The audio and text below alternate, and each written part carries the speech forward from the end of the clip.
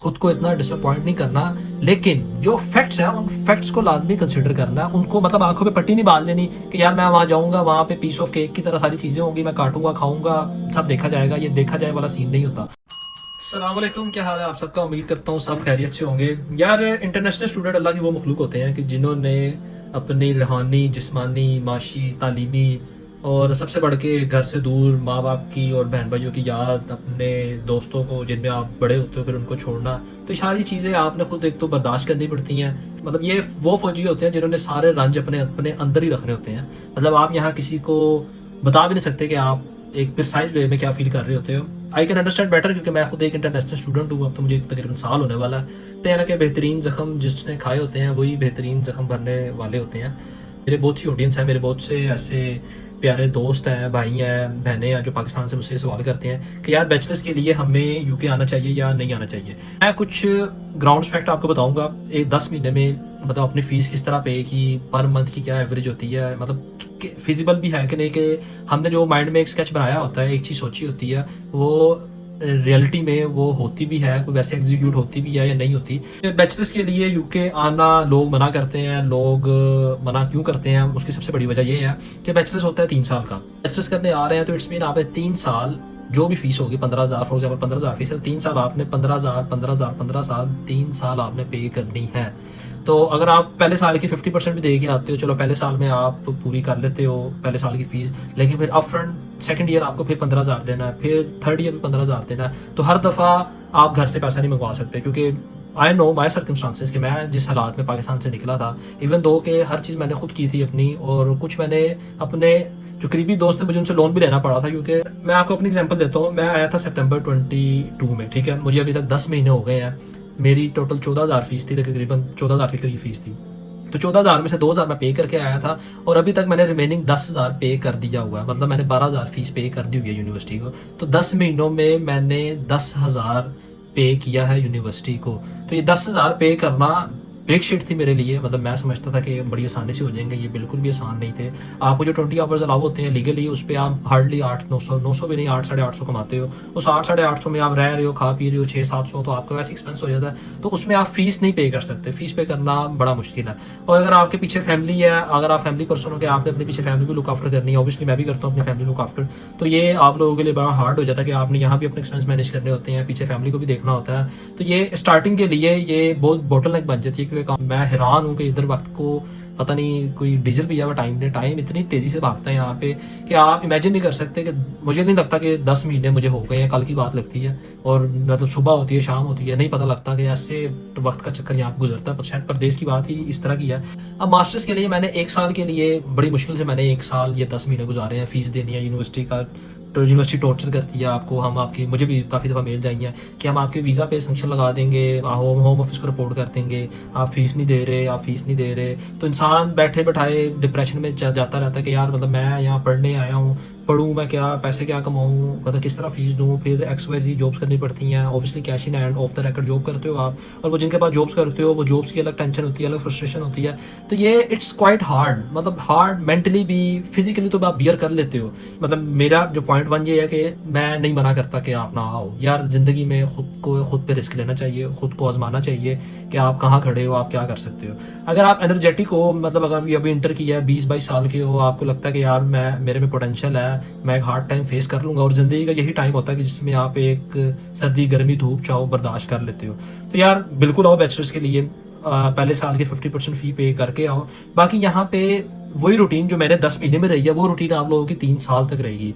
तो वो एक क्वाइट हार्ड, एक लॉन्ग टाइम है। उस लॉन्ग टाइम तक अगर आप समझते हो कि आप खुद को मेंटली और फिजिकली मैनेज करके अपनी फीसें दे सकते हो, और अगर आप वाकई पढ़ने वाले हो, तो अगर आ रहे हो बैचलर्स की, तो मेरा भाई डिग्री लाजमी पूरी करो अपनी। XY वीज़े पे ना स्विच करो, क्योंकि डिग्री पूरी करने आ रहे हो तो एक इंसान का सेल्फ ट्रस्ट होता है कि यार मैं घर से पढ़ने आया हूँ, मैं पढ़ने की नीयत से आया हूँ, तो एटलीस्ट मैं अपनी एक इंटरनेशनल डिग्री पूरी करूँ। दूसरी बात ये कि इन सारी चीज़ों में जो सबसे मेन इंपॉर्टेंट बात है कि यार अगर आप अपने पीछे अपनी फैमिली लुक आफ्टर करनी है, अगर आप फैमिली की तरफ से फ्री हैंड हो कि यार आपने जो करना है यहाँ पे खुद ही करना है, आपने मतलब इनिशियल एक्सपेंस फैमिली की हेल्प से पे करके आप इधर आ गए हो और जो करना है आपने यहाँ खुद ही करना है, तो फिर आपको यहाँ पे सुबह शाम एक करना पड़ेगा। फिर आपने ये छोड़ देना कि यहाँ पे आपको फ्री टाइम निकालोगे अपने लिए, अपने एक्सपेंस कम से कम कर देने हैं। अपनी जो एक लाइबिलिटीज़ हैं वो लाइबिलिटीज़ आपकी ज़रूरत के दर्जे में हो या आपकी ऐशी के दर्जे में हो, उनको कम से कम रखना है और फोकस करना है इस पर कि यार मैंने फीस पूरी करनी है। क्योंकि हम लोगों का तो 1 साल होता है, हमने यही प्रैक्टिस 1 साल करते हैं तो हमारी फीस पूरी होती है। अगर इवन दो कि मास्टर्स वाले लोग भी अगर हिकमत अमली से नहीं चलते ना तो उनकी भी फीस नहीं पूरी होती। बहुत से यहाँ पे सराउंडिंग में लोग हैं कि जिनसे फीस नहीं पूरी हुई तो उन्होंने डिग्री क्वाइट कर दी और शादी कर ली या किसी और वीज़े में चले गए, तो वो फिर एक अलग टेंशन होती है। हर मतलब एक प्रॉपर चैनल से आप चलते हो ना, जो बंदा प्रॉपर चैनल से चलता है तो उसका एक ना इसकी टोर एक डिफरेंट होती है। यू कैन से कि वो बंदा आगे प्रोफेशनल जॉब भी हंट कर लेता है क्योंकि उसके एक प्रोटोकॉल जो प्रोफेशनल होते हैं ना, वो एक अपने साथ सीरियस होकर चल रहा है। करने को आप एक्सवाइज़ेड तरीकों से भी लोग सर्वाइव करते हैं, टाइम गुजारते हैं। लेकिन मैं ये समझता हूँ कि अगर एक स्टूडेंट एज अ स्टूडेंट आप आते हो बैचलर्स के लिए और आप यंग हो, एनर्जेटिक हो, तो इतना बड़ा मसला नहीं है, खुद को इतना डिसअपॉइंट नहीं करना। लेकिन जो फैक्ट्स हैं उन फैक्ट्स को लाजमी कंसिडर करना है। उनको मतलब आंखों पे पट्टी नहीं बांध देनी कि यार मैं वहाँ जाऊँगा, वहाँ पे पीस ऑफ केक की तरह सारी चीज़ें होंगी, मैं काटूंगा खाऊंगा सब देखा जाएगा। ये देखा जाए वाला सीन नहीं होता। खुद को आपने ये समझा के आना है कि यार यहाँ पे आपने डबल शिफ्ट भी करनी पड़ जाएगी, सुबह दोपहर शाम जो करना पड़ेगा काम आपने करना है यहाँ पे, क्योंकि आपने अपनी फीस पूरी करनी है। फीस के साथ फिर आपने अपनी पढ़ना भी है, पढ़ाई को टाइम देना है। फिर आपकी अपनी पर्सनल लाइफ है, पर्सनल लाइफ के साथ फिर आपके पीछे फैमिली भी है, फैमिली को भी टाइम देना है। आपको ये बताया कि 10 महीने में 10,000 मैंने किस तरह पे किया। अब मैंने ये पे किस तरह किया, अब आप सोचते होंगे हर महीने 1,000 रुपया निकालना फीस के लिए, उसका मतलब ये है कि मुझे हर महीने 2,000 का मेरी ब्रैकेट होगी तो हर महीने मैं 1,000 यूनिवर्सिटी को फीस दूंगा। अब कोई भी यूनिवर्सिटी ऐसे नहीं करती है वो मंथली आपसे इंस्टॉलमेंट बांध ले। मतलब यूनिवर्सिटी 3-4 इंस्टॉलमेंट कर देगी आपके रिमेनिंग फंड्स की, तो 3-4 इंस्टॉलमेंट ऐसी होती है कि उसमें आप 1,000 नहीं पे कर सकते। फिर समटाइम आपके अकाउंट लिमिटेड कर देते हैं, आपको थ्रेट करते हैं, तो आप डिप्रेशन में चले जाते हो। तो उसका हल ये है कि यार मैंने जो किया था, मेरे यहाँ पे कजन हैं, यार दोस्त हैं जो करीबी हैं, हमने आपस में कमेटी डाल ली थी। फिर मैंने कमेटी डाल ली, पहली दूसरी कमेटी ले ली, कमेटी ले इकट्ठी 4-5 हज़ार फीस दे दी। फिर वो कमेटी 500-500 करके मैं कमेटी उतार रहा हूँ। तो मतलब इस तरह के टूल्स और इस तरह की अप्रोचेस के साथ ना आपने अपने फंड्स मैनेज करने हैं, क्योंकि फंड्स मैनेज करना बहुत बड़ी स्किल है। मतलब अगर आपको अपने फंड्स मैनेज करना आ जाएंगे ना, तो आप बैचलर्स के लिए आ रहे हो, फाउंडेशन ईयर के लिए आ रहे हो, मास्टर्स के लिए आ रहे हो, तो आप समहाउ मैनेज कर लोगे। मतलब आप अपनी आंखों पे पट्टी नहीं बांध रहे, वहाँ जाऊँगा तो चीज़ें मेरा कज़न है, ताया चाचा मामा दोस्त है वो कर देगा, फलाना कर देगा, ऐसा कुछ भी नहीं होता। कोई किसी के लिए कुछ नहीं करता यहाँ पे तो मेरे ख्याल से इतना टाइम भी नहीं होता कोई किसी का जाकर जनाजा पढ़ लेगा। इतनी फास्ट जिंदगी है और इतनी मटीरियलिस्टिक यहाँ पे लाइफ है। मैं यहाँ पे आया था, मतलब मेरी काफ़ी चीज़ें, मैं हर दफ़ा बताता हूँ कि मेरी काफ़ी चीज़ें थी ना, बड़ी मेरी मिसकंसेप्शन थी। मतलब मुझे फिर यहाँ पे आके जो मेरे से सीनियर थे, मेरे बड़े थे, जानने वाले थे, उन्होंने समझाया कि यार चीज़ें इस तरह नहीं चलती, ऐसे ऐसे होता है। तो मैंने अंडरस्टूड किया, एडमायर किया जहाँ जहाँ मेरी गलती थी। कभी भी किसी की बात को पर्सनली लेना, अच्छी एनर्जी लेनी है। मतलब हर बंदे से आपने अच्छी एनर्जी लेके उसको एक फ्रूटफुल वे में खुद में ऐड करना है, इंस्टेड ऑफ कि आप किसी की नेगेटिविटी को या किसी के कॉम्प्लीमेंट को या किसी के नेगेटिव कॉम्प्लीमेंट को या किसी की बात को आप अपने पास पर्सनल ले लो। कोई आपको कहता है यार तुझे इंग्लिश नहीं बोलनी आती, तुझे ये नहीं आता, तुझे वो नहीं आता, तो मतलब इसको सीरियस नहीं लेना। ठीक, इंसान में, हम लोगों में बहुत सारी खामियां होती हैं, हमारी स्किल्स काफ़ी वीक होती हैं, तो the one who keep trying, तो वो कभी पीछे नहीं रहता। तो वो टॉप ऑफ द लाइन बात है ना। यहाँ पे डिप्रेशन से, इन सारी चीज़ों से बचने का एक ही तरीका है कि आप अपने फेथ को, मतलब एक फेथ के साथ सीरियस रहो। यहाँ पे जितनी चीज़ें एंटरटेनिंग लगती हैं, जितनी चीज़ें आपको एक मेस्मराइजिंग लगती है ना कि यार वाओ, जो वहाँ बैठ के हम एक्सपेक्ट करते हैं यार जाना चाहिए हमें भी यूके, तो वो एक बड़ी इंस्टेंट फीलिंग है। यहाँ का माहौल, यहाँ की अयाशी, यहाँ के रौनकें, ये इंस्टेंट फीलिंग है, नो डाउट बड़ी इंजॉयबल है, इंसान मजे लेता है, लेकिन वो बड़ी इंस्टेंट फीलिंग है। वो फीलिंग परमानेंट नहीं रहती, वो एक टाइम के बाद आके ना वैनिश हो जाती है। जो इंसान की भी परमानेंट फीलिंग है ना, वो परमानेंट फीलिंग, वो जो एक एनर्जी है आपको, आपका फेथ, आप अपनी नमाजें यहाँ पे पूरी रखें यार, नमाजें पढ़ें, एक अल्लाह से अपना ताल्लुक बनाएं। क्योंकि जब इंसान अकेला होता है ना जिंदगी में, जब भी आप अकेले होते हो, तो सबसे बड़ी चीज़ यही होती है, या तो आप अच्छाई की तरफ जाते हो या बुराई की तरफ जाते हो। तो आपके पास दोनों ऑप्शन होती हैं। तो अकेले इंसान का एक अल्लाह से ताल्लुक बनाना, एक अपनी एक स्पिरिचुअल कनेक्शन अल्लाह से डेवलप करना, और वो जो आपको एनर्जी देता है ना आपको किसी दोस्त की जरूरत होगी, ना आपको किसी मशहूर की जरूरत होगी, ना आपको किसी भी सराउंडिंग एनर्जी की जरूरत नहीं होगी। अगर आप एक अच्छा कनेक्शन अल्लाह की जात से बना लोगे, अपनी नमाजें पूरी रखोगे, क्योंकि यहाँ पे एक रूहानी अपना एक एनवायरनमेंट मेंटेन करना बहुत टफ है, बहुत टफ है। पर्सनली मैं आपको बताता हूँ, मतलब मैं हर चीज़ में अल्हम्दुलिल्लाह बड़ा सेटिस्फाई हूँ यहाँ से। बस ये चीज़ है जो मेरी अपनी खामी है, अपनी गलती है, तो उनकी वजह से मेरा ये खाना बहुत वीक है यहाँ पे।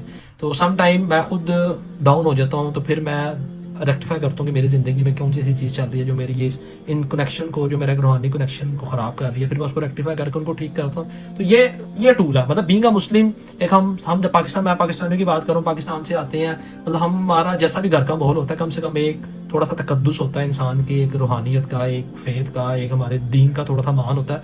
तो अगर आप उस चीज़ को एक इटर्नल बना लोगे ना, उसको एक रिजिड कर लोगे अपनी ज़िंदगी में, तो फिर यकीन जानो अल्लाह ताला फिर आपके लिए रास्ते भी निकालता है। और आपकी नीयत होती है कि आपने यार फिर घबराना नहीं है, मैंने काम करना, सर सुट के काम करना है। तो फिर ये सारी चीज़ें इस तरह होती हैं कि आपको पता भी नहीं लगता और अल्लाह आपको अपनी डेस्टिनेशन पे ले जाता है। लेकिन इन सब चीज़ों में जो आपको एनर्जी मिल रही है ना, वो आपके फेथ से मिल रही है। मैं बार बार इस बात पर इम्फसाइज इतना इसलिए कर रहा हूँ क्योंकि यहाँ पे जो डिप्रेशन का कॉज है ना, तो वो डिप्रेशन का मेन कॉज ही यही है कि हमारे पास एक ना लाइट नहीं है, एक सॉफ्ट कॉर्नर, हमारे अंदर एक सॉफ्ट कॉर्नर है ही नहीं। क्योंकि इतनी यहाँ पे मटेरियलिस्टिक जिंदगी है कि लोग कहते हैं ना कि यार वहाँ जो वहाँ चले जाते हैं वो बातें करते हैं कि यार ना आओ, तो वो अंदर से इतने, मतलब उनके अंदर इतनी झाड़ियों जैसी अंदर एक कैफियत हो जाती है, इतने रूखे हो जाते हैं कि यार वो फिर मैं भी किसी को एक्सप्लेन नहीं कर सकता कि समटाइम मैं किस कैफियत से गुजर रहा होता हूँ। फिर वो इन टर्म्स ऑफ बातें ये सुनने को मिलती हैं कि यार ना आओ, ऐसे है वैसे है। फिर लोग उसको मिस गाइड करते हैं, उसको गलत ले लेते हैं कि यार अगला बंदा सेल्फिश हो गया, मत्थे पे आंखें रख लिया, खून सफेद हो गया, खुद चला गया, हमें नहीं बुला रहा। इतनी लंबी बात करने का सिर्फ मकसद यही है कि यार आप बिजनेस के लिए आओ, बिल्कुल आओ। चीज़ें हार्ड हैं लेकिन इम्पॉसिबल नहीं है।